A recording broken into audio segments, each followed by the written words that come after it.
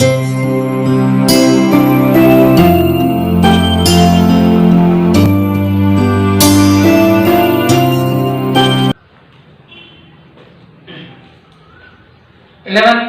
Commerce के बच्चों ने अगर पिछले वीडियोस ठीक से देखे होंगे तो मैंने आप लोगों को अकाउंटेंसी के रूल्स समझाए थे। आज मैं आपका अकाउंटेंसी का सबसे मेन चैप्टर स्टार्ट कर रहा हूँ, लेकिन उसके पहले इन शॉर्ट में कम से कम 10 मिनट में मैं आपको रूल समझा देता हूँ, क्योंकि अगर आपको रूल समझ में नहीं आएंगे तो आप चैप्टर नहीं कर सकते हो। ये आपका मेन चैप्टर है, जिसे आप जनरल प्रविष्टि जनरल एंट्री कहोगे, और ये चैप्टर अगर आप नहीं कर पाओगे तो ये मान के चलिए कि आप लोगों को अकाउंटेंसी के बाकी चैप्टर्स भी समझ में नहीं आएंगे। ठीक है, तो सबसे पहले आप लोगों को खाते कितने प्रकार के होते हैं, टाइप्स ऑफ अकाउंट, ये पता करना पड़ेगा। उसके बाद जब आपके सामने कोई ट्रांजैक्शन, कोई व्यवहार आएगा तो आपको समझना पड़ेगा कि यहाँ कौन कौन से अकाउंट खुलते हैं और वो किस प्रकार के खाते, किस टाइप के अकाउंट। जैसे पहले आप शॉर्टकट में रूल समझ जाएं एकदम नॉर्मली, पिछले वीडियो में मैंने बहुत डीप में समझाया था, आप समझें। जैसे जो आपका पहला खाता होता है, फर्स्ट अकाउंट, वो होता है व्यक्तिगत खाता, पर्सनल अकाउंट। हमारे व्यापार में, हमारे बिजनेस में जितने भी लोग होते हैं जो हमसे जुड़े हुए हैं, चाहे वो राम हो, श्याम हो, सीता हो, गीता हो, नमिता हो, अरबाज हो, शाहरुख हो, मोहम्मद हो, ठीक है, पीटर हो, सोहन हो, कैलाश हो, जो भी हमारे व्यापार के ग्राहक है, कस्टमर है, जिन्हें हमने माल बेचा है या जिनसे खरीदा है या जिनसे लेना है या जिन्हें देना है, वो सारे के सारे लोग, पर्सन, व्यक्तिगत खाता, पर्सनल अकाउंट में आते हैं।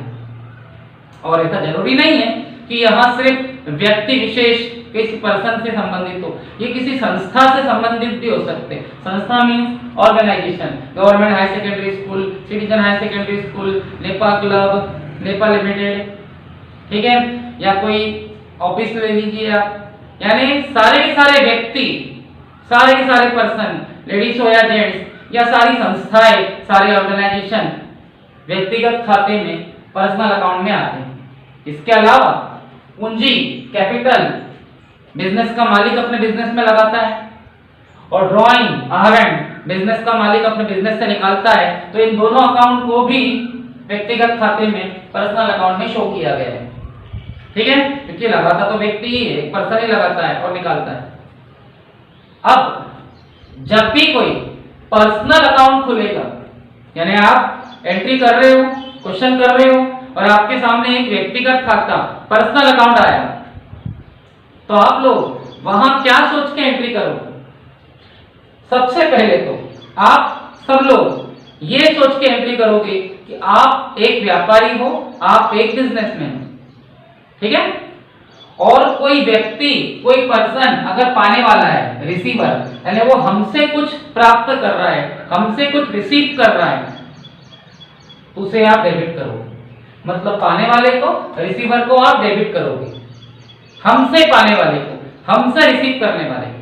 जैसे हमने राम को पैसे दिए तो राम पाने वाला है, रिसीवर, राम डेबिट हो जाएगा। हमने श्याम को माल बेचा तो श्याम पाने वाला है, रिसीवर, श्याम डेबिट हो जाएगा। ठीक है, और जो व्यक्ति हमें देने वाला है, जो पर्सन गिवर है, हमें कुछ दे रहा है, तो वो क्रेडिट हो जाएगा। जैसे हमने मोहन से कुछ खरीदा तो मोहन हमें वो चीज देने वाला है, तो वो क्रेडिट हो जाएगा। हमने मोहन से पैसे लिए तो मोहन हमें पैसा देने वाला है, तो वो क्रेडिट हो जाएगा। यानी हमसे प्राप्त करने वाला, हमसे रिसीव करने वाला हमेशा डेबिट होगा, और हमें देने वाला हमेशा क्रेडिट होगा। इसका रूल है, पाने वाला रिसीवर डेबिट होगा और देने वाला गिवर क्रेडिट होगा। इस अकाउंट का ये रूल है। चिंता मत करो, जब हम क्वेश्चंस करना स्टार्ट करेंगे तो आपको ये और अच्छे से समझ में आएंगे। फिलहाल ब्लैकबोर्ड पर इतना स्पेस ना होने की वजह से मुझे ये पहले समझा देने पड़ रहे हैं आपको।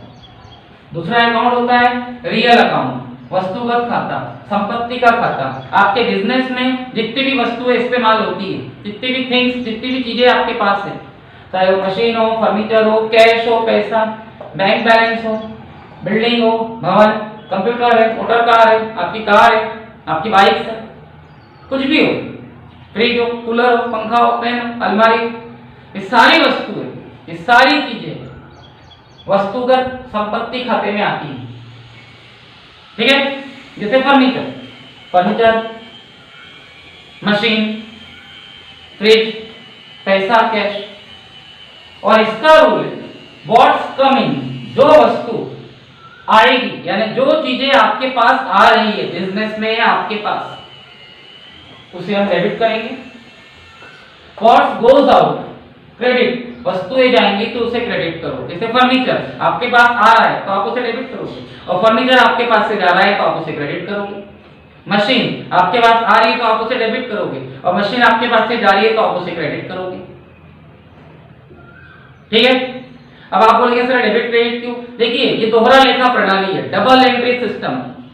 बिजनेस में, व्यापार जगत में जो भी व्यवहार होता है, जो भी ट्रांजैक्शन होता है, उसके दो खातों पर, दो अकाउंट पर इफेक्ट पड़ता है। ठीक है, एक के डेबिट पे पड़ता है तो एक के क्रेडिट पर। जैसे राम से पैसे लिए, ठीक है, तो इसके दो जगह इफेक्ट पड़ेंगे, राम पर और पैसे पर। ठीक है, राम हमें पैसा देने वाला है और पैसा हमारे पास आ रहा है कि नहीं? मतलब आप पैसे के पॉइंट ऑफ व्यू से अगर देखें, कैश के पॉइंट ऑफ व्यू से अगर देखें, तो कैश हमारे पास आ रहा है और राम के पास से जा रहा है। और राम के पॉइंट ऑफ व्यू से देखें तो राम हमें देने वाला है, ठीक है, और हम राम से पाने वाले हैं। उसके लिए हम पाने वाले हैं, रिसीवर, और हमारे लिए वो देने वाला है, गिवर। कैश हमारे पास आ रही है, उसके पास से जा रही है। हर खाते, हर ट्रांजैक्शन का, हर एंट्री का दो जगह, टू जगह पर इफेक्ट पड़ता है, इसलिए इसे डबल एंट्री सिस्टम कहते हैं। तो उसमें से एक डेबिट होता है और एक क्रेडिट। तो वस्तुएं, व्हाट्स कमिंग, जो चीजें, दो थिंग्स आपके पास आएगी तो आप उसे डेबिट करोगे, एंड व्हाट्स गोज आउट, जो चीजें, जो वस्तुएं आपके पास से जाएगी तो आप उसे क्रेडिट करोगे। ये रूल है। तीसरा अकाउंट होता है आयव्यय खाता, नॉमिनल अकाउंट, जिसे नाम मात्र खाता कहते हैं। हमारे बिजनेस के सारे खर्चे और सारी इनकम, जैसे सैलरी, वेतन, वेजेस, मजदूरी, रेंट, किराया, इंटरेस्ट, ब्याज, ये हमारे खर्चे भी हो सकते हैं और ये हमारी इनकम भी हो सकती है। जैसे हमने किसी को इंटरेस्ट दिया तो ये हमारा खर्चा है, और हमें किसी से इंटरेस्ट मिला तो ये हमारा फायदा है। हमने किसी को किराया दिया, रेंट, तो ये हमारा खर्चा है, एक्सपेंसेस है, और हमें किसी से रेंट मिला तो ये हमारा फायदा है।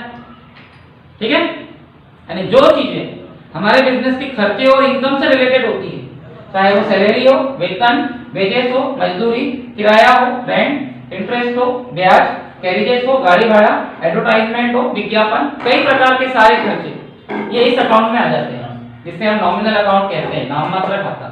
और इसका ये रूल है, अगर ये सारी चीजें आपके लिए व्यय है, खर्चा, हानि है, लॉसेस एंड एक्सपेंसेस, तो आप उसे डेबिट करेंगे। और अगर ये सारी चीजें आपके लिए फायदा है, लाभ, इनकम है, प्रॉफिट, इनकम और प्रॉफिट को आप क्रेडिट करोगे। ये इसका रूल है। मतलब अगर वेजेस, मजदूरी आपके लिए नुकसान है तो आप इसे डेबिट करोगे, और आपके लिए फायदा है तो आप इसे क्रेडिट करोगे। किराया, रेंट आपके लिए नुकसान है, लॉस, तो आप उसे डेबिट करोगे, और फायदा है, प्रॉफिट, तो आप उसे क्रेडिट करोगे। ये इसका मतलब। ये मेन आपके रूल्स। कुछ और रूल्स आते हैं, संपत्ति के खाते, असेट्स अकाउंट। हालांकि असेट्स अकाउंट, संपत्ति खाता इसमें आ गया है, लेकिन एक थोड़ा सा नॉर्मली एक अलग से रूल जोड़ा गया है, तो आप उसे भी देख ले। वैसे उसका कोई इतना इफेक्ट नहीं पड़ेगा, ठीक है, वो इसी में आ जाते हैं। फिर भी अगर आपके बिजनेस की संपत्ति, असेट्स बढ़ती है, इंक्रीज होती है, तो आप उस असेट्स को डेबिट करोगे, उस संपत्ति को डेबिट करोगे। और अगर आपकी बिजनेस की संपत्ति या असेट्स कम होती है, डिक्रीज होती है, तो आप उसे क्रेडिट करोगे। आना जाना और कम होना और बढ़ना ये एक चीज, ठीक है। और दायित्व, लायबिलिटीज, जो कर्जे होते हैं, कर्जे, जैसे हमने लोगों से कर्जा लिया, लोन लिया, ये चीजें अगर बढ़ेगी तो आप उसे क्रेडिट करोगे, इंक्रीज होगा तो क्रेडिट करोगे, और कम होगी, डिक्रीज होगा तो आप उसे डेबिट करोगे। ये रूल्स है, ठीक है, नॉर्मल रूल है। अब मैं आपको ये बताने जा रहा हूं कि इस चैप्टर का मीनिंग क्या है और एंट्री कैसे की जाती है।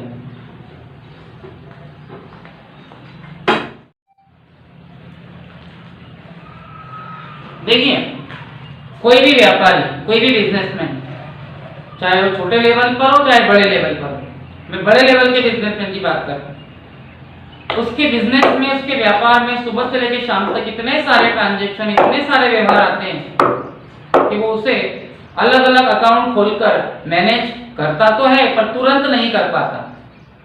इसके लिए सुबह से शाम तक माल खरीदना, परचेज करना, बेचना, सेल्स करना, उधारी, क्रेडिट, नगद, कैश, किसी को देना, किसी से लेना, बहुत सारी चीजें उसे करनी पड़ती है। और उन सब चीजों को वो याद कैसे रखेगा? भाई मेमोरी किसी भी व्यक्ति की इतनी तो नहीं होती है ना कि इतनी सारी चीजों को वो याद रखे।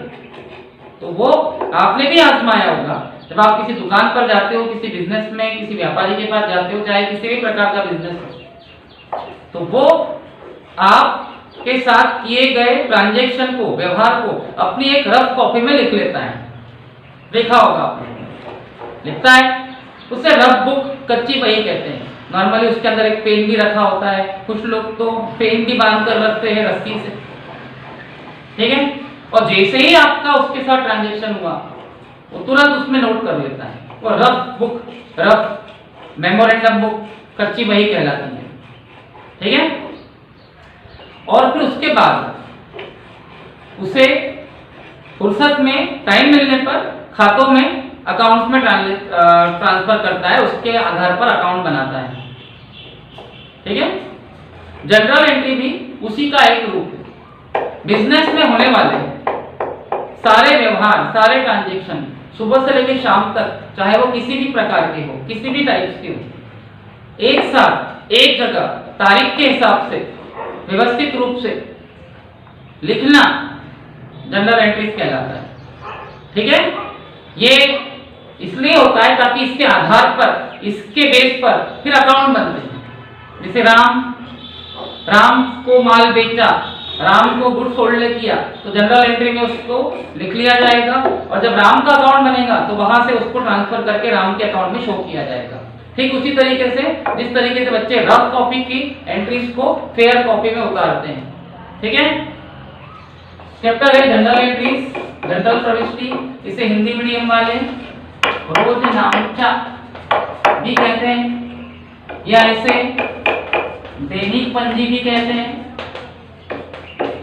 दैनिक पंजी मतलब इसमें रोज की एंट्रीज, रोज के ट्रांजैक्शन, रोज के व्यवहार नोट किए जाते हैं। इसका फॉर्मेट क्या है? डेट मतलब दिनांक, पर्टिकुलर मींस विवरण, एलएफ का मतलब होता है खाता नंबर या खाता पृष्ठ, यानी इसकी एंट्री, इसका जब खाता खुलेगा तो वो खाता बही में लेजर की जो बुक होती है, यानी इसके बाद एक मेन बुक होती है खाता बही। ये तो प्रारंभिक लेखे की पहली पुस्तक है, इनिशियल अकाउंट की फर्स्ट बुक है, ठीक है। इसके आधार पर खाते खुलते हैं, इसकी बेस पर अकाउंट खुलते हैं। तो जो एंट्री यहाँ करेंगे उसका खाता नंबर, उसका अकाउंट नंबर उस बुक में कौन से पेज पर आएगा वो यहाँ लिखा रहता है। वो आपको नहीं लिखना है, वो तो बिजनेसमैन के लिए होता है। फिर एक डेबिट होता है और एक क्रेडिट। डेबिट क्रेडिट मतलब एक खाते का, सॉरी एक व्यवहार का, एक ट्रांजैक्शन का दो खातों पर, दो अकाउंट पर इफेक्ट पड़ता है, और एक अकाउंट डेबिट होता है और एक अकाउंट क्रेडिट। अभी मैं आपको रूल समझा चुका हूँ, लेकिन मैं अभी आपको रूल नहीं समझा रहा, मैं एंट्री करने का तरीका सिखा रहा हूँ। देखिए मैं एंट्री करने का तरीका सिखा रहा हूँ, रूल नहीं सिखा रहा हूँ, ठीक है। मैं सिर्फ ये सिखा रहा हूँ कि यहाँ एंट्री कैसे की जाती है। फिर अगले वीडियो में हम लोग एंट्री करना सीखेंगे। जैसे मान लो मैंने बोला कि दो अकाउंट खुलते हैं, एक डेबिट होता है और एक क्रेडिट। मान लो 1 जनवरी 2020, 1 जनवरी 2020 को आपका कोई व्यवहार हुआ, आपका कोई ट्रांजैक्शन हुआ और उससे दो अकाउंट खुले, राम और कैश। तो एंट्री कैसे होगी? जैसे मान लो राम को डेबिट करना है, तो यहां से एंट्री होगी राम, एसी को एसी नहीं पड़ेगा, अकाउंट होता है राम अकाउंट डेबिट, थोड़ा गैप देंगे और यहां आएगा टू कैश अकाउंट। अभी आप सिर्फ ये देखें कि एंट्री कैसे की जाती है। जैसे मान लो 1 जनवरी 2020 को आपका कोई व्यवहार हुआ, आपका कोई ट्रांजैक्शन हुआ, उसमें दो अकाउंट खुले। देखना एक व्यवहार से, एक ट्रांजैक्शन से दो अकाउंट खुलते हैं, एक को डेबिट करना पड़ता है और एक को क्रेडिट, ठीक है। तो मान लीजिए राम और कैश, राम और रोकड़ दो अकाउंट खुले, तो आप एंट्री कैसे करोगे? जैसे मान लो राम को डेबिट करना है, तो Ram account debit to cash account. जैसे मान लो आंकड़ा नंबर 2000 का है, तो डेबिट में भी 2000 आएगा 2000 और क्रेडिट में भी 2000 आएगा 2000, ठीक है। और उसके बाद यहाँ ब्रैकेट में, मैं रिपीट कर रहा हूँ, यहाँ ब्रैकेट में व्याख्या आएगी। व्याख्या का मतलब होता है नरेशन। नरेशन का मतलब होता है जो एंट्री आपने करी उसके बारे में एक छोटी सी जानकारी कि ये किस चीज की एंट्री है और इसका मीनिंग क्या है, वो आपको बता दूंगा मैं जब लिखेंगे तब। ठीक है, जैसे मान लो 3 जनवरी 2020 या 2 जनवरी 2020 को आपने एक व्यवहार किया, आपने एक ट्रांजैक्शन किया जिसमें 2 अकाउंट खुले, मशीनरी और सोहन का। ठीक है, मान लो सोहन को डेबिट करना है और मशीन को क्रेडिट करना है, मान लो, सपोज कर लो, तो एंट्री क्या होगी? सोहन अकाउंट, इस कोने में debit to machine, machinery account, और मान लो ये 2000 है, ये भी 2000 है, और यहाँ उसकी व्याख्या आ जाएगा नरेशन, और ये एंट्री बंद हो जाएगी। इस टाइप से एक लाइन खींचकर बंद हो जाएगी। जैसे मान लो 3 जनवरी के दिन आपने एक और व्यवहार किया, जरूरी नहीं है कि एक दिन में एक ही व्यवहार हो, एक दिन में बहुत सारे ट्रांजैक्शन हो सकते हैं। जैसे मान लो आपने किसी को सैलरी दी, ठीक है, तो सैलरी देने से क्या होता है? हमारा खर्चा होता है, तो खर्चा डेबिट होता है, आपके पास से पैसा जाता है, तो यहाँ 2 अकाउंट खुलेंगे, सैलरी का और कैश का, तो आप सैलरी को डेबिट करोगे, कैश को क्रेडिट करोगे। मान लो ऐसा हो रहा है, तो एंट्री क्या होगी? Salary account debit to cash account. जैसे मान लो ये 1000 है, 1000, और क्रेडिट में भी 1000 आएगा, 1000, और यहाँ उसकी व्याख्या आ जाएगी नरेशन, उसकी एक छोटी सी जानकारी जो आपको मैं आगे बताऊंगा कैसे लिखी जाती है। इस टाइप से जनरल एंट्री की जाती है। ठीक है, और समझा देता हूँ। और लास्ट में, अब जरूरी नहीं है कि ये 3 ही हो, जैसे बहुत सारी हो सकती, और लास्ट में ये डेबिट का और क्रेडिट का टोटल लगाया जाता है। दोनों साइड सेम आनी चाहिए, क्योंकि अगर आपने राम को 10,000 का माल बेचा है तो आपके पास पैसे भी कितने आएंगे? 10,000 आएंगे, मतलब जो डेबिट होता है वही क्रेडिट भी होता है। इस टाइप से जनरल एंट्री की जाती है। मैं और समझाता हूँ, वेट।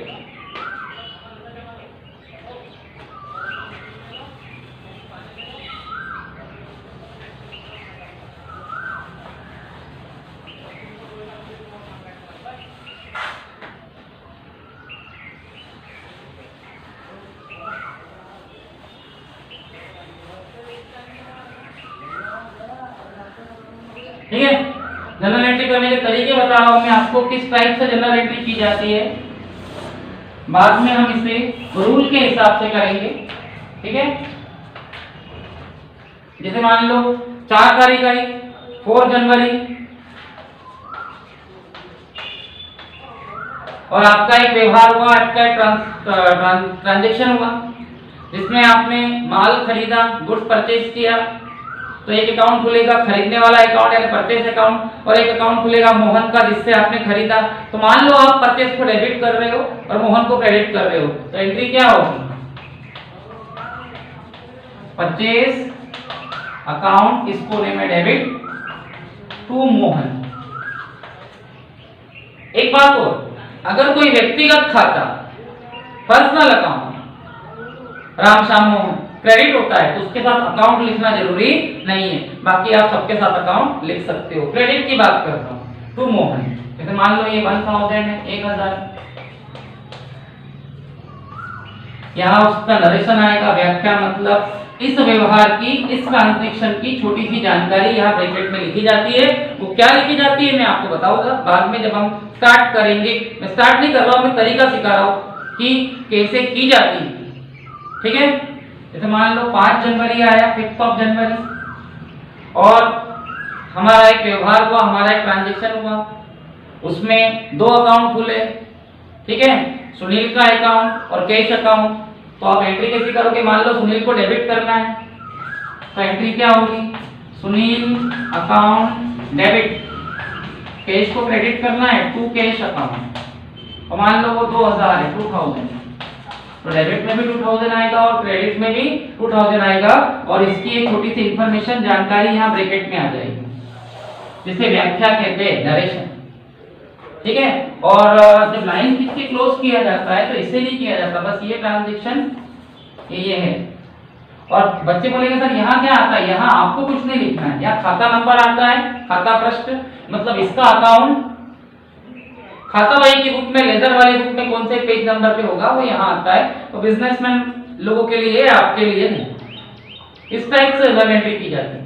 और ब्लैक बोर्ड पे कम स्पेस है, लेकिन कॉपी के अंदर ये पूरी लाइन एक नीचे तक जाती है, हो सकता है अगले पेज पे भी जाए, और आखिरी में उसका टोटल लगाया जाता है। इस टाइप से 2 लाइन खींचकर उसका टोटल लगाया जाता है, और डेबिट और क्रेडिट का टोटल सेम आता है। तो इस टाइप से जर्नल एंट्री की जाती है। तो लिखने का तरीका मैंने आपको बताया, ठीक है।